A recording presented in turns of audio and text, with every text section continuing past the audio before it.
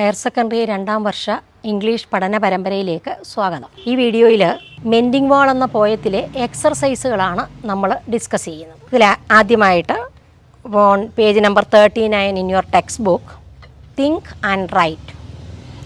Think and write, that are the questions from the poem. Think and write. The first question, why does the poet say that there is something that doesn't love a wall?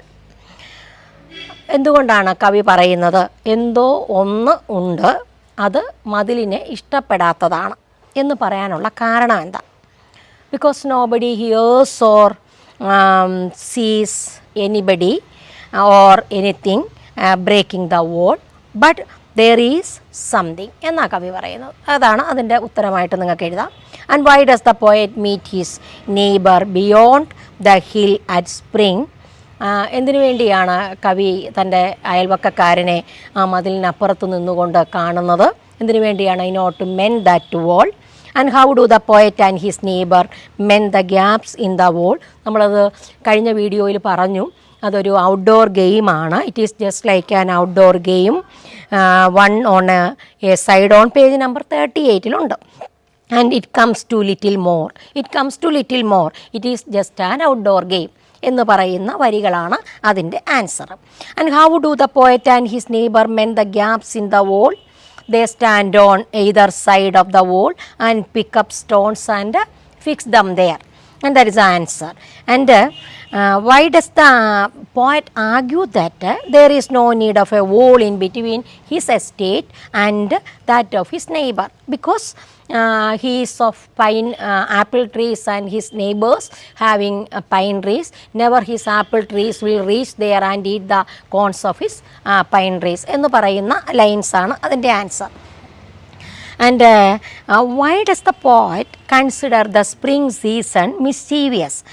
Because during that time the poet finds gaps or holes in the wall. And what are the contrasting views presented in the poem? The main contrasting view is that the poet doesn't like to make a wall, but at the same time his neighbor likes to make the wall. And their attitude is quite different because the neighbor believes that good fences make good neighbors. So these are the textual questions or from your poem. അത് ഓരോന്നും 1-2 സെൻറ്റൻസിൽ നിങ്ങൾക്കതിൻ്റെ answer എഴുതാം. ഇനി അടുത്തതായിട്ട് activity തന്നിരിക്കുന്നത് paragraph writing ആണ്. Paragraph റൈറ്റിങ്ങിൽ elaborate the idea in the following lines in a paragraph. Good fences make good neighbors. So that is the question. Good fences make good neighbors. ഒരു paragraph എഴുതുക. Good fences make good neighbors. That is the attitude or belief of the neighbor. And why does he believe so? എന്തുകൊണ്ടാണ് അങ്ങനെ ചിന്തിക്കുന്നത്? അതേപോലെ അതിൽ പ്രധാനപ്പെട്ട ഒരു ആശയം കവി തൻ്റെ അയൽവക്കക്കാരൻ അല്ലെങ്കിൽ അങ്ങനെ ഒരു കഥാപാത്രത്തിൽ കൂടി പുറത്ത് കൊണ്ടുവരികയാണ്, ആശയം കൊണ്ടുവന്നിരിക്കുകയാണ്. good fences make good neighbors. That means there is the need of certain restrictions or limitations in relations. Only then it will be healthy. ഒരു ഹെൽത്തി റിലേഷൻഷിപ്പിന് അത്യാവശ്യമാണ് ചില നിയന്ത്രണങ്ങളില്ലാതെയുള്ള ബന്ധങ്ങൾ എന്താണെങ്കിലും that will lead to problems or quarrels എന്നാണ് പറയുന്നത്. അതാണ് ആ ഒരു പാരഗ്രാഫ് റൈറ്റിംഗ്. പാരഗ്രാഫ് എഴുതുന്നത് നിങ്ങൾക്കറിയാം. പാരഗ്രാഫിൽ 4 to 6 സെൻറ്റൻസസ് ആകാം. ഫസ്റ്റ് ആൻഡ് സെക്കൻഡ് ലൈൻ എന്ന് പറയുന്നത് sentence of the paragraph, main idea of the paragraph ആയിരിക്കണം. And the remaining sentences will explain the main idea. So that is the activity paragraph writing. ഇനി ടെക്സ്റ്റിൽ തന്നിരിക്കുന്ന question ഇതാണ്. ഇതല്ലാതെയും paragraph റൈറ്റിങ്ങിന് ചോദിക്കാം. അതായത് ഫോർ എക്സാമ്പിൾ നമുക്ക് something there is that doesn't love a wall. Explain the meaning of the line or why does the poet say so. അതൊക്കെ നമുക്ക് പാരഗ്രാഫ് ക്വസ്റ്റ്യൻ ആയിട്ട് ചോദിക്കാം. അതേപോലെ തന്നെ how do the poet and his neighbour make the fence or that wall. അങ്ങനെയുള്ള ചോദ്യങ്ങളൊക്കെ ചോദിക്കാം. എന്താണെങ്കിലും you should know how to make a paragraph. Then the next question, and one of the important questions, that is writing appreciation. Activity 2 ആണ് appreciation. Discuss the following. So in order to write the appreciation, you can include certain points. And the first one is the central idea of the poem. What is the central idea of the poem? Nature doesn't like to make a wall, or nature dislike walls എന്ന central idea. അതുകൊണ്ട് so it tends to destroy the wall, and in order to make a healthy relation or to maintain a healthy relation, boundaries are needed. That is the central idea of the poem. And the next point is symbolic significance of wall in the poem. What is the symbolic significance of wall in the poem? So here the wall, അതിനെ നമുക്ക് പല രീതിയിൽ നമുക്കതിനെ interpret ചെയ്യാം. wall is a symbol of restrictions, boundaries, etc. അവിടെ തന്നെ emotional ബൗണ്ടറീസും physical ബൗണ്ടറീസും ഉണ്ട്, ഒക്കെ ഇൻക്ലൂഡ് ചെയ്ത് വേണം ആ ആൻസർ എഴുതാൻ. കഴിഞ്ഞ വീഡിയോയിൽ അത് വളരെ വ്യക്തമായിട്ട് പറയുന്നുണ്ട്. വോളിൻ്റെ symbolising, what does it symbolise എന്നുള്ളത് ആൻസർ കഴിഞ്ഞ വീഡിയോയിലും പറഞ്ഞു തന്നിട്ടുണ്ട്. ഒക്കെ കൂടി ശ്രദ്ധിച്ച് കേട്ട് അതിൻ്റെ ആൻസർ എഴുതാം. അടുത്തത് poetic devices employed by the poet. What are the poetic devices used here? So the poet used many devices in order to make the poem more beautiful. And the main poetic devices here are, the first one, so figures of speech is here. Metaphor is used. Metaphor example പറയുന്നത് some are loose and some are nearly balls എന്ന് പറയുന്നിടത്ത് മെറ്റഫറാണ്. കാര്യം കവി സമർത്ഥിക്കുകയാണ് ആ stone they are of different shapes എന്ന് പറയുന്നതിന് പകരം കവി പറയുന്നു some are loose and some are nearly balls എന്ന് പറയുമ്പോൾ ചിലവ കണ്ടു കഴിഞ്ഞാൽ ബ്രെഡ് പീസസിനെ പോലെയും ചിലവ കണ്ടു കഴിഞ്ഞാൽ ബോളുകളെ പോലെയും ഡിഫറെൻറ്റ് കൈൻഡ് ഓഫ് സ്റ്റോൺസിനെ കുറിച്ച്, ഷേപ്പ് ഓഫ് സ്റ്റോണിനെ കുറിച്ച് പറയുന്നു. അപ്പം സമർത്ഥിച്ചു, മെറ്റഫറാണ്. അപ്പോൾ അങ്ങനെ ഉദാഹരണങ്ങൾ മെറ്റഫർ വരുന്നുണ്ട്. പിന്നെ അതേപോലെ തന്നെ സിമിലി ഉപയോഗിച്ചിട്ടുണ്ട്. Simile like an old savage എന്ന് പറയുന്നത് സിമിലിയാണ്. അതേപോലെ തന്നെ another kind of outdoor game എന്ന് പറയുന്നതും സിമിലിയാണ്. പിന്നീട് പെർസോണിഫിക്കേഷൻ ഉണ്ട്. പെർസോണിഫിക്കേഷൻ എന്ന് പറയുമ്പോൾ വ്യക്തിപ്രഭാവം കൊടുക്കുകയാണ്. വ്യക്തിയല്ലാത്തതിന് വ്യക്തിപ്രഭാവം കൊടുക്കുന്നു.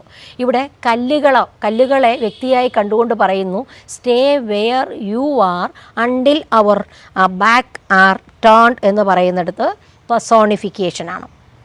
Then again parallelism is used here. So Robert Frost used parallelism here, that is good fences make good neighbors എന്ന് പറയുന്നിടത്ത് പാരലിസം ഉണ്ട്. അടുത്തതായിട്ട് ഹ്യൂമർ വരുന്നുണ്ട്. ദറ്റ് മീൻസ് സാധാരണ ഈ ഹെൽപ്പിംഗ് ഡോഗ്സിൻ്റെ ഇത് പറയുന്ന സ്ഥലത്ത്, അതായത് ഫസ്റ്റ് സ്റ്റാൻസയിൽ but they would have the rabbit out of hiding to please the helping dogs. Actually the helping dogs are making the rabbits out of their hiding. Here the hunters are doing it. So there is humor. Then again my apple trees will never get across and eat the cones of his pines എന്ന് പറയുന്നത് ആ സന്ദർഭത്തിലും ഹ്യൂമറാണ്. എൻ്റെ apple വൃക്ഷങ്ങൾ അദ്ദേഹത്തിൻ്റെ pine വൃക്ഷങ്ങളുടെ ഫലം ഭക്ഷിക്കുകയില്ല എന്ന് പറയുന്നിടത്ത് ഹ്യൂമറാണ്. അതേപോലെ തന്നെ the poet says that the neighbour looks like an old savage എന്ന് പറയുന്നുണ്ട്. അവിടെയും ഹ്യൂമറാണ്. അപ്പം നല്ല നല്ല കാര്യങ്ങൾ പറഞ്ഞ് തൻ്റെ നെയ്ബറിനെ അല്ലെങ്കിൽ നെയ്ബറിൻ്റെ മനസ്സ് മാറ്റണമെന്ന് ആഗ്രഹിച്ച് നിൽക്കുമ്പോൾ നെയ്ബർ ദേ കല്ലുകളും പിറക്കി വരുന്നു. ഈ സന്ദർഭത്തിൽ ഹ്യൂമറാണ് ഉപയോഗിച്ചിരിക്കുന്നത്. ഇനി ഇമേജറി ഉണ്ട് കവിതയിൽ. Imagery especially visual imagery. Visual imagery throughout the poem. Visual imagery നോക്കുക. Something there is that doesn't love a world that sends a frozen ground. So the readers can see this. അതുകൊണ്ടാണ് നമ്മളതിനെ visual imagery എന്ന് പറയുന്നത്. വാക്മയ ചിത്രങ്ങളാണ്, വാക്കുകൾ കൊണ്ട് ചിത്രങ്ങൾ വരയ്ക്കുന്നത് പോലെ വായനക്കാർക്ക് ഈ ദൃശ്യങ്ങൾ മുന്നിൽ കാണിച്ചു കൊടുക്കുകയാണ് കവി ചെയ്യുന്നത്. അങ്ങനെയുള്ള ഒരുപാട് ഉദാഹരണങ്ങൾ ഇതിൽ വരുന്നുണ്ട് വിഷ്വൽ ഇമേജറിയിൽ തന്നെ. അപ്പം he is all pine and I have apples എന്ന് പറയുന്നിടത്ത് ഫ്രോസൺ ഗ്രൗണ്ട് സെൽ എന്ന് പറയുമ്പോൾ some are loaves and some are nearly balls എന്ന് പറയുന്നതെല്ലാം വിഷ്വൽ ഇമേജറിയാണ്. പിന്നെ ഇതിന് അപ്പം പൊയറ്റിക് ഡിവൈസസ് കഴിഞ്ഞാൽ പിന്നെ നമ്മൾ ഇതിൽ ഈ അപ്രീസിയേഷനിൽ ഉൾപ്പെടുത്തേണ്ടത് something about the language used by the poet. So the language is colloquial in style. കൊളോക്കിയലാണ്, സംസാര ഭാഷ, അല്ലെങ്കിൽ ആ രീതിയിലാണ് കവിത അല്ലെങ്കിൽ അതിലെ പ്രമേയം അവതരിപ്പിച്ചിരിക്കുന്നത്. So the first point is it is colloquial in style and very simple language. It is very vivid and attractive. നമുക്ക് പറയാം വളരെ അട്രാക്റ്റീവാണ്, സിമ്പിളാണ്, but it presents a serious topic in a silly way or a simple way.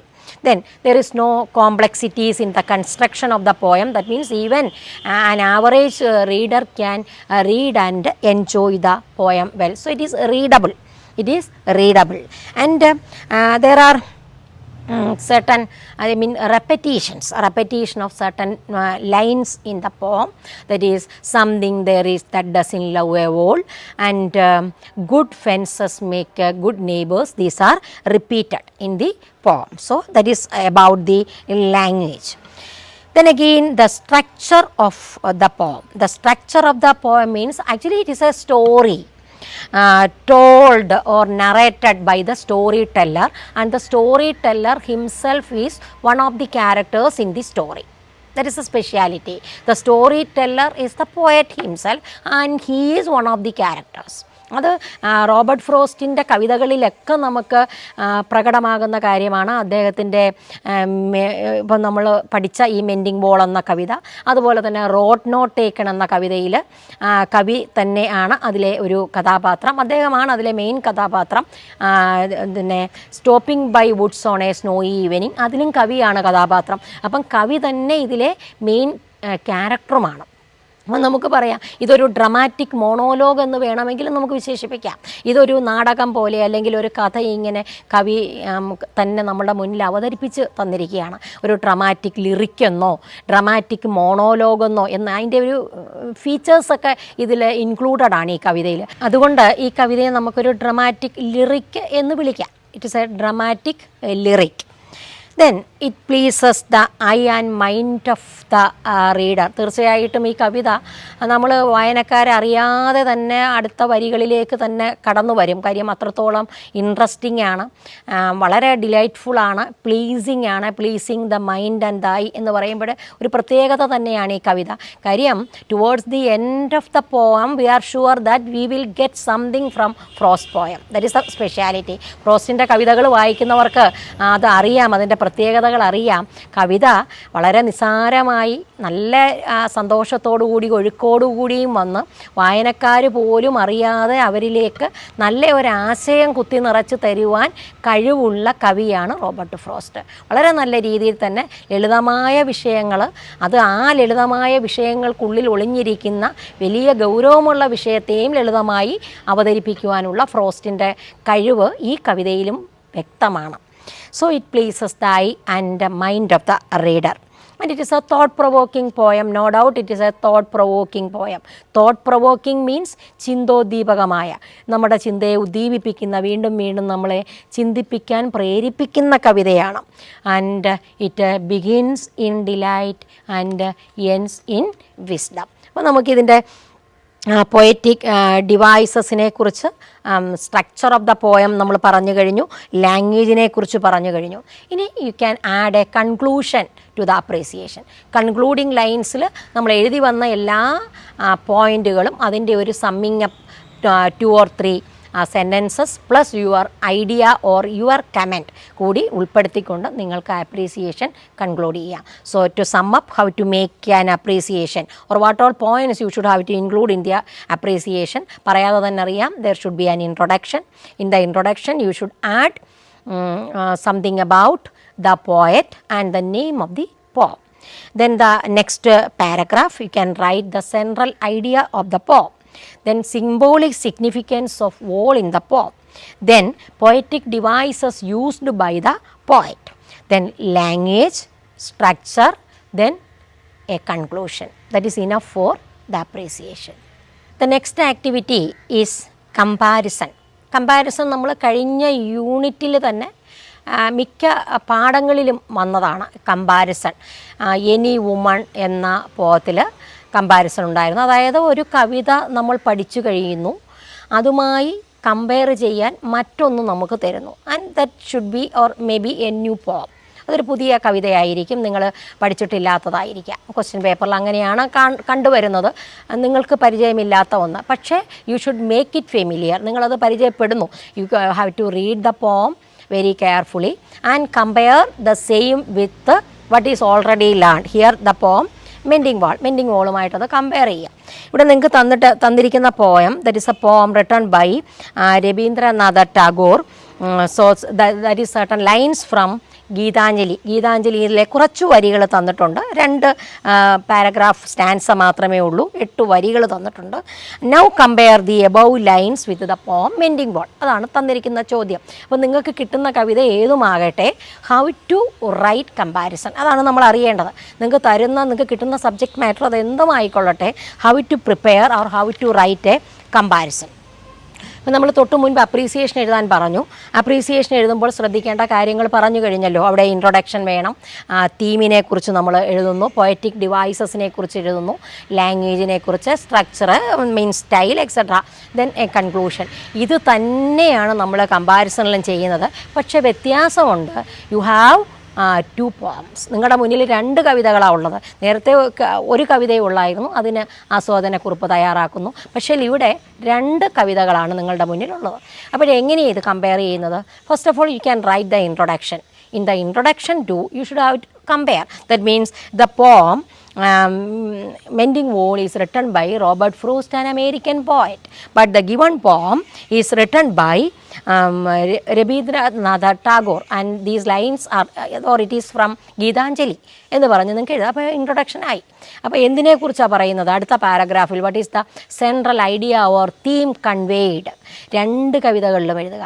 In the poem mending wall the main theme or the central idea is that, but in Gitanjali or Tagore says so എന്ന് പറഞ്ഞ് അതിലെഴുതാം.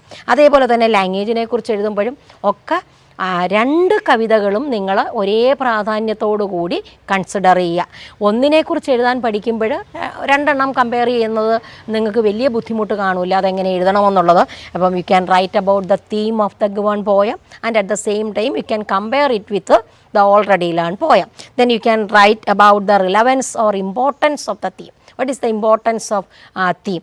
ഇവിടെ നമുക്ക് മതിലുകളെ കുറിച്ചാണ് പറയുന്നത്. അപ്പോൾ ആ theme, അതിൻ്റെ പ്രാധാന്യം എന്താ,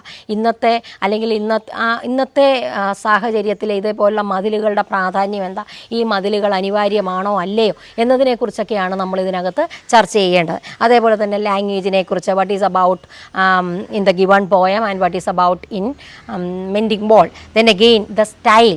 what is the style of the poem? നമ്മൾ നേരത്തെ പറഞ്ഞല്ലോ അതൊരു ഡ്രമാറ്റിക് ലിറിക്ക് ആണ്. പക്ഷേ ഇതിനകത്ത് അങ്ങനെയല്ല, വളരെ സിമ്പിളായിട്ടും എന്നാൽ വളരെ ഫിലോസഫിക്കലായിട്ടുമാണ് നമുക്ക് തന്നിരിക്കുന്ന കവിതയും കൈകാര്യം ചെയ്തിരിക്കുന്നത്. അതേപോലെ തന്നെ what the author wants to tell us, that means the message conveyed by the poet. അതാണ് what the author wants to convey or what the author wants to tell us എന്ന് പറയുന്നത്. The message conveyed by the poet through the poem. That is the last paragraph. Then you can conclude. ഇതാണ് comparison. അപ്പോൾ compare ചെയ്യുമ്പോൾ നമ്മൾ theme compare ചെയ്യുക, characters വരുന്നുണ്ടെങ്കിൽ അതിനെ compare ചെയ്യുക. ദറ്റ് മീൻസ് കൂടുതൽ പ്രാധാന്യം കവിതകളിൽ കഥാപാത്രത്തിന് വരുന്നില്ല, അതിൻ്റെ പൊയറ്റിക് ഡിവൈസസിനും അല്ലെങ്കിൽ ലാംഗ്വേജ് എലമെൻസിനുമാണ് നമ്മൾ കൂടുതൽ പ്രാധാന്യം കൊടുക്കുന്നത്.